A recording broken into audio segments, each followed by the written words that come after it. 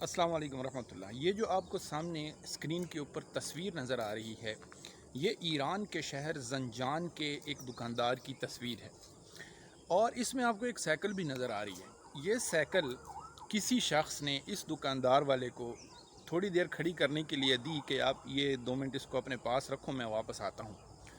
ये बंदा गया और तकरीबन 45 साल तक ये शख्स ज़िंदा रहा।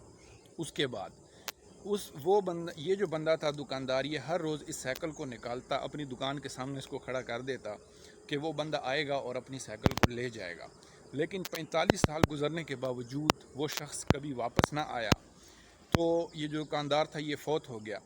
तो हुकूमत ईरान ने इस शख्स का मुजस्मा बनाकर और साइकिल साथ बनाकर इसको तमाम उम्मत के लिए, तमाम कौम के लिए मिसाल के तौर पर कि हमें इसी तरह अमानतदार रहना चाहिए, इसी तरीके से हमें अपनी ईमानदारी का अल्लाह ताला के सामने तो इसका इज़हार करना चाहिए, लेकिन लोगों के सामने भी हमारा रवैया ऐसा ही होना चाहिए, क्योंकि इसी तरह की कौमें इसी तरह की मिसालें कायम करती है और इसी तरह के लोगों तक पहुंचाती है।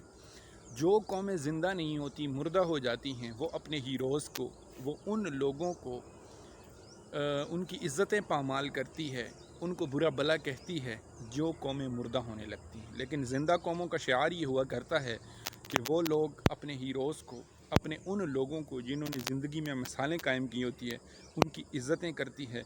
सिर्फ़ हमारा मसला ये है कि हम जब से बेबाक हो गए, जब से हम लोगों ने बड़ों से सीखना छोड़ दिया, जब से हमने अपनी मनमानी शुरू कर दी, तो यकीनन ज़वाल हमारा मुक़द्दर बनती जा रही है।